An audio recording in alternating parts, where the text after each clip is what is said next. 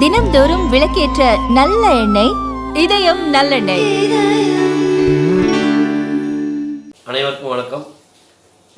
மத்திய அரசுடைய GST council 56வது கூட்டம் கடந்த செப்டம்பர் 3ஆம் தேதி நடைபெற்றது. அந்த கூட்டத்தில் பல்வேறு வரி சீர்திருத்த நடவடிக்கைகள் முன்னெடுக்கப்பட்டு பால் சார்ந்த பொருட்களுக்கு சில பொருட்களுக்கு விளக்கம், குறிப்பாக பன்னீர், இஎஸ்டி மில்க்னு சொல்லக்கூடிய அந்த டெட்ரா பாக்கெட்டில் வரக்கூடிய பால் பாக்கெட்டுகளுக்கு 5% முழுமையான விலக்கு அளித்தும், நெய், சீஸ், வெண்ணெய் உள்ளிட்ட பொருட்களுக்கு 12% 5% வரி குறைப்பு செய்தும் உத்தரவு பிறப்பிச்சிருந்தாங்க. இது செப்டம்பர் 21ஆம் தேதியிலிருந்து அமலுக்கு வரும் அப்படின்னு சொல்லியிருந்தாங்க.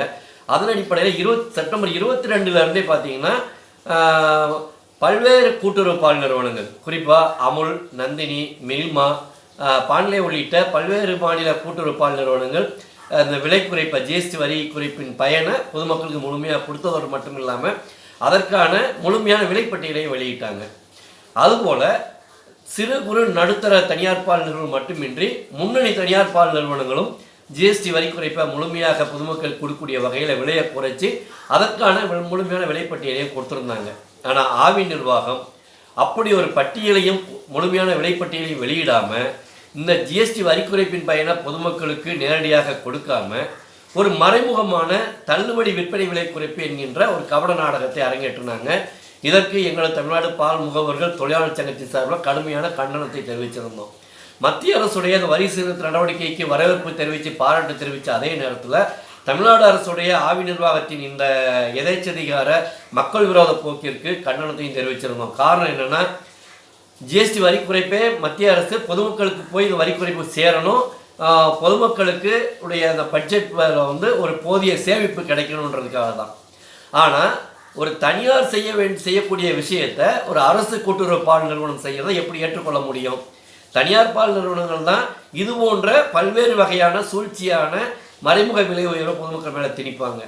அப்படி ஒரு செயலை தமிழ்நாடு அரசுடைய கூட்டுறவு பால் நிறுவனம் ஆவின் செய்வது ஏற்றுக்கொள்ள முடியாது என்பதால் இந்த தள்ளுபடி கால விற்பனை விலை குறைப்பு என்பதை நிறுத்திட்டு உண்மையான விற்பனை விலை குறைப்பு என்று அறிவிக்க வேண்டும்.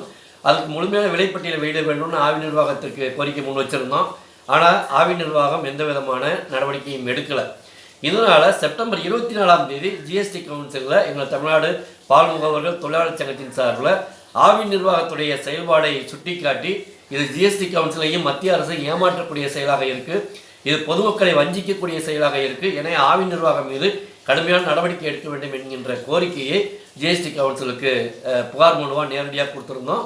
அது மட்டும் இல்லாமல் நிதியமைச்சருக்கும் பாரத பிரதமர் அவருக்கும் மின்னஞ்சல் வாயிலாகவும் புகார் மனு அனுப்பிச்சிருந்தோம். ஆனால் ஆவி நிர்வாகத்தின் மீது எந்தவித நடவடிக்கையும் எடுக்காத சூழலில் அவங்க ஆவி நிர்வாகம் எப்படி சொல்லியிருந்தாங்களோ நவம்பர் 30ஆம் தேதி வரைக்கும் தள்ளுபடி கால விற்பனை விலை குறைப்புன்னு சொல்லியிருந்தாங்க இல்லையா, அது டிசம்பர் 1 இன்னைக்கு உடனடியாக அந்த தள்ளுபடி விற்பனை விலை குறைப்பு முடிவுக்கு வந்து டிசம்பர் 1 இன்று முதல் ஆவி நெய் லிட்டருக்கு 40 ரூபாய் விலை உயர்வு உடனடியாக அமலுக்கு வந்திருக்கு. இதற்கான சுற்றறிக்கையை ஆவி நிர்வாக இயக்குனர் தரப்பிலிருந்து, ஆவி நிர்வாகம் தரப்பிலிருந்து ஒரு கடிதம் அந்தந்த ஒன்றியங்களுக்கு அனுப்பப்பட்டிருக்கிறது. அதன் வாயிலாக பால் முகவர்களுக்கு தெரிவிக்கப்பட்டிருக்கிறது. 1/2 கிலோ நெய்க்கு 1/2 லிட்டர் 500 மில்லி நெய்யுக்கு 20 ரூபாயும், 1 லிட்டர் நெய்யுக்கு 40 ரூபாயும், 5 லிட்டர் நெய்யுக்கு 350 ரூபாயும், 15 லிட்டர் நெய்யுக்கு 1155 ரூபாயும் இந்த விலை உயர்வு டிசம்பர் 1ஆம் தேதியிலிருந்து அமலுக்கு வருவதாக தெரிவிக்கப்பட்டிருக்கிறது. ஆவி நிர்வாகத்தின் மக்கள் விரோத போக்கிற்கு எங்கள் தமிழ்நாடு பால் முகவர்கள் தொழிலாளர் சங்கத்தின் சார்பில் கடுமையான கண்டனத்தை தெரிவித்துக் கொள்வதோடு, உடனடியாக இந்த பண்டிகை கால தள்ளுபடி விற்பனை விலை குறைப்பு என்கின்ற நாடகத்தை ஏற்கனவே அரங்கேற்றிட்டு டிசம்பர் 1லிருந்து எப்படி விலை உயர்வை அமலுக்கு கொண்டு வந்திருக்காங்களோ இதை உடனடியாக வாபஸ் பெற வேண்டும். தள்ளுபடி கால விற்பனை விலை குறைப்பையும் சரி, இந்த தள்ளுபடி நிறுத்தத்தையும் சரி வாபஸ் பெற வேண்டும்.